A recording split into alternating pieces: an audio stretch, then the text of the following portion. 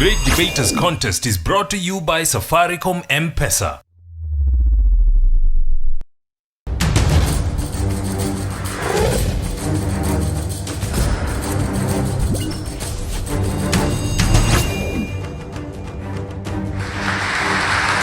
Hello, we are still in Meru County and we're ready for the Great Debaters Contest. I am Austin Nyambok. And I am Mariam Bishar, and we have Meru Giants, Nkubu Boys and Bishop Lawi ready to debate on whether the Kenyan education system is ineffective. Proposal number 1, you have 3 minutes. I'm Seth Mureti from Bishop Lawi Matthew Secondary School. I arise today here in front of this podium to propose the motion that the Kenyan education system is ineffective and it must be overhauled. To be ineffective it's not serving the intended purpose, and to overhaul is to undergo major changes. Ladies and gentlemen, let me share a brief history of education in our country. This system was introduced in 1985 after being proposed by John Mackay in 1984. It adopted 8 years in primary, 4 years in secondary, and a minimum of 4 years in the university. This system, I'm sorry to say, it started failing from the beginning. It started fumbling from the word go. It has faced a lot of critics that it was not research-based, not afraid to say it was much of a political decree. It has failed in some measures to produce the required workforce for this developing economy. It has failed in a way such that we have a lot of dropouts from the university. After attending 2 years, they drop out. This is because they have realized they have been following the wrong career path. Again, according to the COETS report of 1999, it shows that this system was overloaded with subjects, 12 subjects. Look at their faces when I talk about subjects. They become gloomy, I'm sorry about that. 12 subjects become burdensome to the students. It is cumbersome. That is why you see struggling day and night. 4 years, someone fails, they end up in crime. Because someone is stressed, you lose hope. Again, this education system was established in Kenya to impact or lay good emphasis on practical skills. But it is downright comical to say that it has been only impacting or laying enough emphasis on theoretical skills. For example, look at the SRG, the Standard Railway Gauge. It has been planned by Kenyans. It has been mapped by Kenyans. Kenyans said how it should be done. We're good engineers on paper, I'm sorry to say. But we have to go to China to find people who have the practical skills. We don't have the practical skills. At all, if there is any Kenyan, any citizen who wants to witness the forthcoming of the Vision 2030, this education system must be overhauled.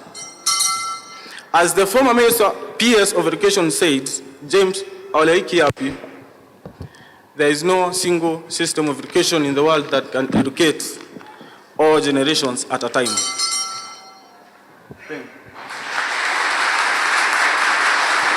Opposition, you have 3 minutes. A bad workman quarrels his tools. You do not have to blame the 844 system of education. What we have to blame is ourselves. Every time wanting to make changes, which of course have got their own consequences in future. Let me ask you a question. Do you know why we've got so many Kenyans in diaspora? Of course you don't know, and I will tell you why. It's because the system of education in Kenya, the 844, has equipped them with knowledge. Not even knowledge, skills, virtues, like they are generous over there, they are social. That's why they can intermingle with the other people from other parts of the world. And outside there, they represent us. Most of them are under the 844 system of education. Very competitive. I would like to appreciate this system of education. Why? Because right now in the hall, we've got journalists around. Students still under the same 844 system of education. Again, it has promoted what we call nurturing our talents. For instance, today as I was walking or I was moving around some gate somewhere, I met some students in a school bus. Going where? Of course to games. That's nurturing their talent under the same 844 system of education. Again, it's a positive factor to the development of our country economically. Why? Look at those who drop out of the system. The school dropouts, be it in primary level, secondary level, or the university level. Due to the much subjects that were offered, they got knowledge and skills from different subjects, and then they've known how to employ themselves. You see? So, we do not have to overhaul this system. And of course, overhauling, that I agree with you that overhauling its change, tick.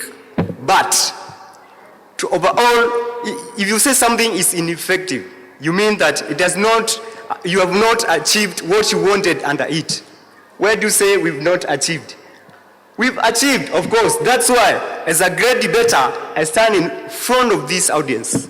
Because I've achieved under the same system of education, the 844.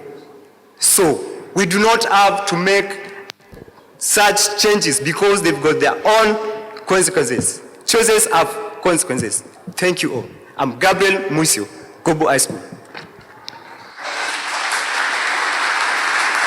We can continue with the rebuttals. Proposition, you have 3 minutes. I'm Doris from Bishop Lawi Matthew, and I'm here to propose this motion. Ladies and gentlemen, are you aware that my own brother committed suicide last year after getting a degree from university and tamarking for 15 years without a job? Are you aware of that? Do you know how much sorrow we have in that family after losing a brother that is so much educated? This means that this system is not providing, it's providing too much theory with no skills. And that shows that we cannot do anything with the theory. We cannot employ ourselves, that's for real. We cannot learn so much theory from schools and then we just go and employ ourselves with that theory. We need some practicals. And that's why I'm saying that this system should be changed, at least so that we have some technical skills so that we can be able to help ourselves in future. Another thing is about corruption. It's just last year after the death of Mutula Kilonzo that we found Kevi Kilonzo wanting to vie for that seat of the senator. But she could not do that simply because the certificates she had were fake. They were not real certificates. She did not qualify from any university. Yes, she said she has qualified from Kenyatta University, but that was not true. It was not real. That shows that Kenya is for the few that are rich and for the others that are poor, like now my dad is just a simple farmer. How do you expect him to go to that university and give some money so that I'll get that certificate? That shows that this system is full of corruption. It's becoming like a man for himself and gone for every Kenyan. That's why I say that we should change this system at least to abolish these things of corruption. We are fighting it so strongly in this country. But with this system of education, we are just encouraging it. And my third point is, this system is totally exam-oriented. And that's the reason why even the judges that are sitting just before me, even if I ask you right now the definition of physics or biology according to what you did in high school, you cannot give.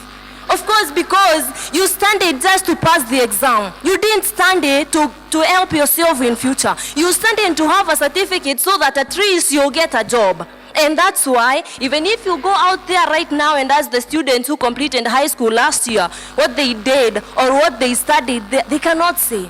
Why? They studied to pass, not to do anything else that will help them. Thank you. Opposition, you have 3 minutes for your rebuttal. Thank you very much. I'm Jamli Kumutwiri from Nkubu High School. And as I start by opposition, I would like to correct my friend for a few things. In the 7th annual meeting that hosted by Professor Kaimenyi, together with the First Lady Margaret Kenyatta, one of the things that Professor Kaimenyi said is that you are entitled to move from one class to another, from one form to another, without entitled to any exam. I understand where she was, sorry for that. And as they continue, she tells us of skills. What time shall we take to realize what has Kenya tried to do for us? Introducing Technical Institute, right from Meru Technical Institute. What else do we want? If not to stimulate our brains. Sorry to say this. We Kenyans, we have got full of blamestorming instead of brainstorming. Till when are going to survive with other people's thinking capacity? 1985, endowment of 844 system was a brainchild of our own President Moi, who is our former president. He came up with it, we supported it. What do they have to offer to us? If it is not 844, what do they want to offer us? What? And what benefit does it have to us? To my first point. UNICEF report of 2008 to 2012 indicates that 83.2 male and 81.6 female in Kenya are literate. What we need, remember South Korea is the best in education. According to 2014 research, South Korea, Finland is number 5. Then, we are 81.3. They are claiming to be 100%. What we need is just a change of our education. Just to change a little bit, not all of system. Remember, don't forget this. Laptop implementation of the Jubilee government. It promised laptop. But the main challenge was to educate teachers such that they can educate children. What if we change the system? Will you tell all the teachers to go back to school for us to get the education? Will we have to close the school for teachers to be taught fast? Remember, not all children in Turkana know the Constitution. What about the education system? As I continue, it is cost ineffective.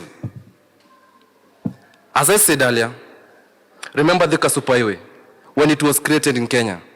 All drivers in Nairobi had to go back to schools for them to know how to use the road, transport, infrastructure. What about us? I will not stop there.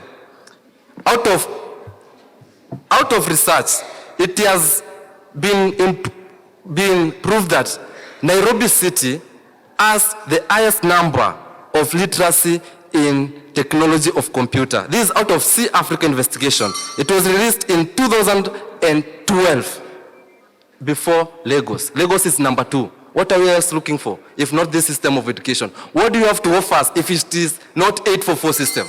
Thank you very much. Hey, hey, hey, we come with this Safaricom. Hey, hey, hey, we come with this Safaricom. Hey, hi, everyone, Selfcom. Number 1, makes less paperwork. We don't stress out, we don't sharing. We pay bills within a tap. With Safaricom, the better option. Take part in the M Challenge by sending your short song, rap or poem about Safaricom M-Pesa on WhatsApp, and you could win 1,000 shillings in Safaricom airtime.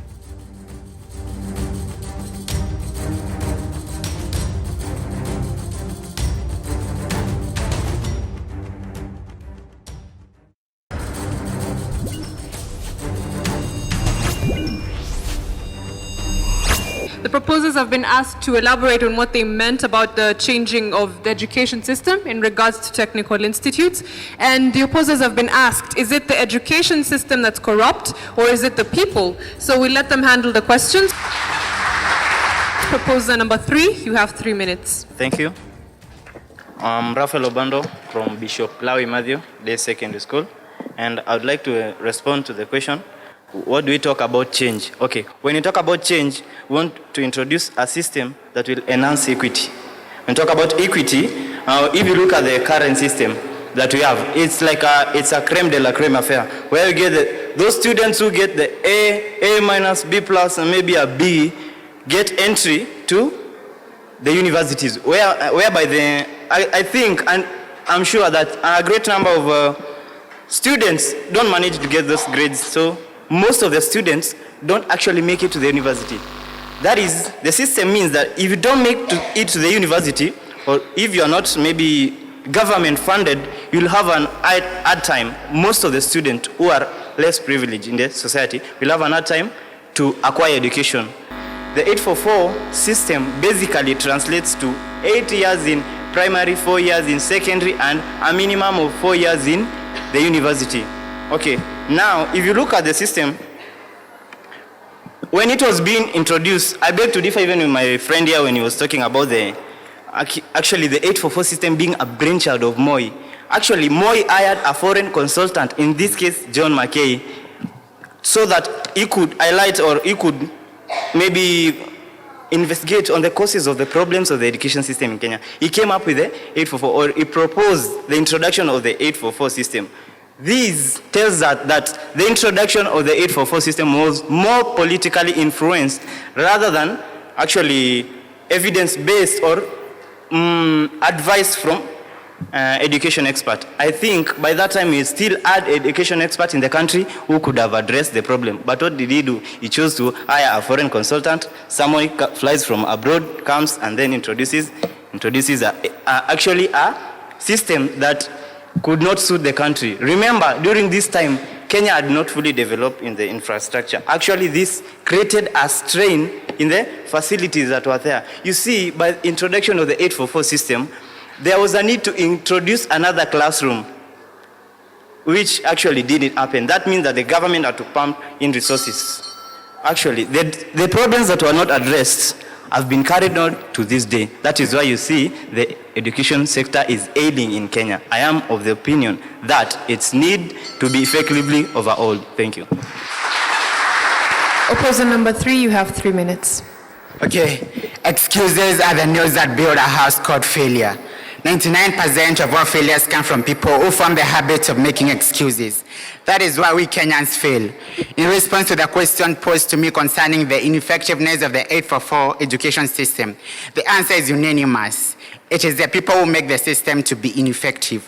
Well, the 844 education system is an incredible powerhouse that breeds great people. So it ensures, it inspires the spirit of hard work among its citizens. So it's really a sick joke when someone tries to deceive us that we need to streamline our system. Well, our education system should not be tampered with because it equips learners with the knowledge in all aspects of life. Like in biology, we learn about life. In physics, we learn about technology and its advancements. In geography, we learn about the universe. And these are just a few examples to mention, but a few. Our education system offers a variety of subjects. And what does that mean to us? That means that we're advantaged compared to other countries that offer a limited 3 subjects or 4.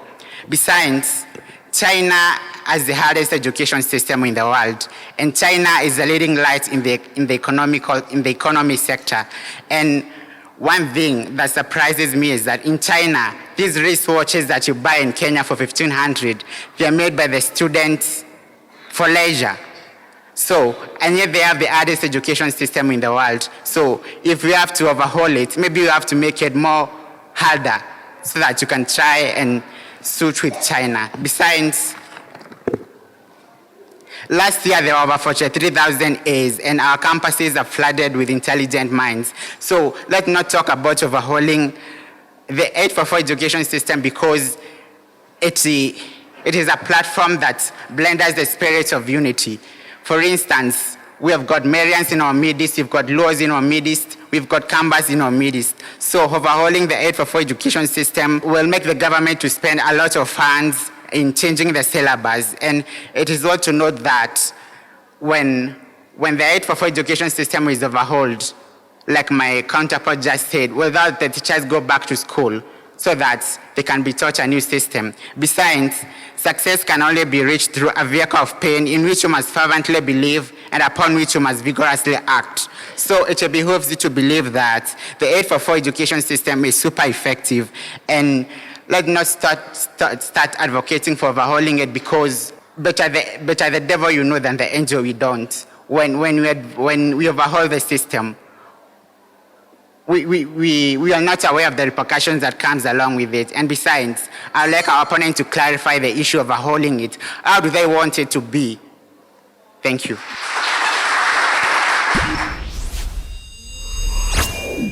We'll now have final statements. Proposers, you have 1 minute.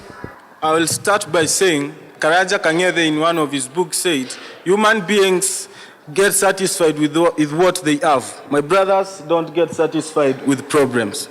Again, this 844 is inept in laying emphasis on moral issues, national cohesion, and patriotism. That is why my sisters here after school, most of them are in the streets because moral emphasis were not properly instilled to them.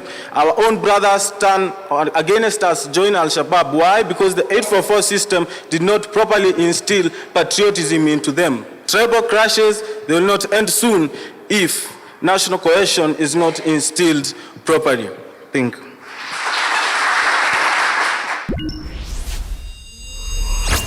Opposition, you have 1 minute as well. Ladies and gentlemen, past is experience, present is experiment, future is our expectation. We need to use what we have now. We need to use, they are talking about education determining the success. We have the best rugby in Africa and almost the best in the world, the best athletics in Africa and almost the best in the world. Is it still education? Is that not 844? And as I conclude, I would like to tell them very humbly, defeat and acceptance is not a way of showing cowardry. It is a way of determining and understanding the way you should be. Join us in hands and let's support 844 system. Thank you very much. Bishop Lawi, you had a task, and your task was to tell us, we do not want 844 system of education. We think we should replace the 844 system with this other system. But I'm afraid you did not tell us which system. In a debate, let us not be cry babies. By that I mean we just lament that this thing is bad. We are supposed to offer solutions to the problems in the status quo. Otherwise, to the two teams, it was a fair presentation. Nkubu boys, Gabriel. Good start. I love your eye contact when you're speaking, and you even started your team very well, of course, with a great quote of a bad workman kudos with his tools. And I think you had your argument and your flow was good. Jamlek, I mean, for me, you're the strongest of all the teams there. Good cross-examination. I like your reasoning. Good use of rhetorics as well when you're speaking and engaging the audience. That was. I understood what you were saying, and that's the essence of debate. Mutinda, first of all, introduce yourself when you come to the stage. You started speaking even before you got to the mic. It's been close to 30 years since the 844 system was introduced, and I think for me what I really wanted to hear from the two teams is regarding effectiveness or ineffectiveness of the Kenyan education system. That you are going through that system yourselves. And other than, Doris, who talks about, personal experience, the rest of you are very detached from the motion, yet you experience this every day. And that for me was a challenge, because if you live it, then you own it. Bishop Lawi had 67.1. Give them a hand. Nkubu boys had 68.7, making them our winners. The Great Debaters Contest is always about how well you bring out your ideas, and we see that Nkubu boys have managed to convince the judges. And from all of us here at the contest, I'm Austin Nyambok. And I am Mariam Bashar. We'll see you next time. Thank you for watching.